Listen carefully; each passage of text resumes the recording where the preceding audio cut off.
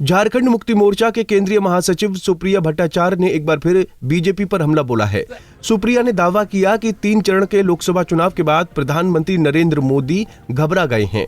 उन्होंने कहा कि चाईबासा और गुमला के जनसभा में बीजेपी हिंदू मुस्लिम के नाम पर ध्रुवीकरण करने में जुटी है। तीसरा चरण भी अब समाप्त हो गया और लगभग आधा चुनाव भी संपन्न हो गया। ये 3 चरण ने स्पष्ट कर दिया कि जनादेश का मिजाज क्या है। ये मिजाज बताता है कि वर्तमान प्रधानमंत्री किस प्रकार से घबराहट में चुनाव में जो बातें नहीं होती है उन बातों को भी कहने लगते हैं।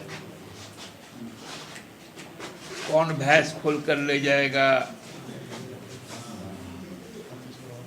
कौन क्रिकेट टीम बनाएगा,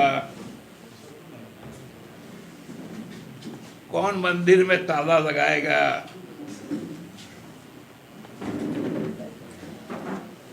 मुस्लिम शब्द लेकर बातें करना, ये सीधे तौर पे ये इशारा कर रहा है कि जनादेश इंडिया के पक्ष में है। इसका एक उदाहरण कल आप लोगों को चाईबासा और बसिया की जो जनसभा हुई उसमें स्पष्ट तौर पे दिख गया होगा। प्रधानमंत्री जी 2 दिन पहले जिस जगह पर चाईबासा में अपनी सभा को संबोधित करने का काम किया,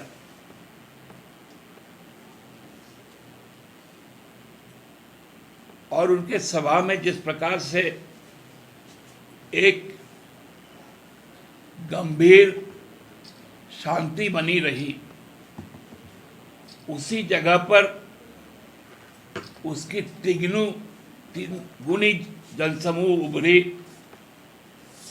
और उसका उद्घोष, जनता का उद्घोष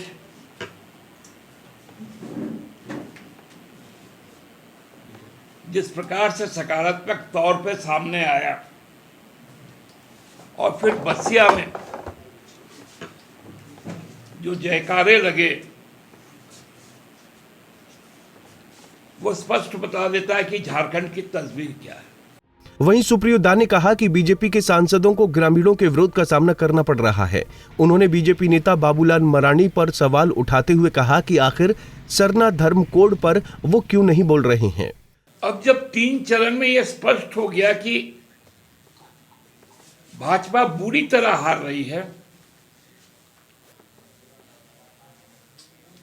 झारखंड में भाजपा के जो जीते हुए सांसद हैं वो गांव नहीं घुस पा रहे,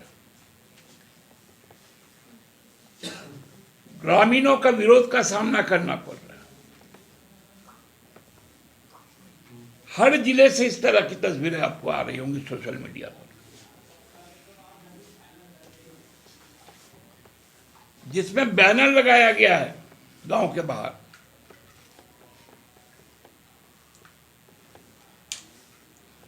प्रत्याशी जाते हैं, सांसद जाते हैं, तो उन्हें घुसने से मना कर दिया जाता है कि तुम फिर से ठगने आए।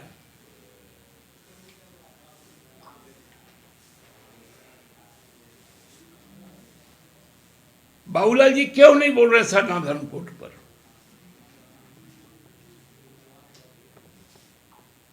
क्यों ऐसी भाषाएं बोल रही हैं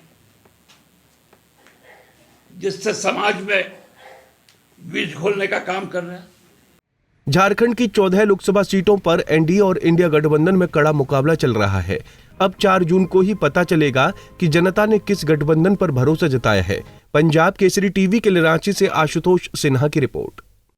हमसे जुड़े रहने के लिए हमारे YouTube चैनल को सब्सक्राइब करें और नई वीडियो की नोटिफिकेशन के लिए बेल आइकॉन को दबाएं।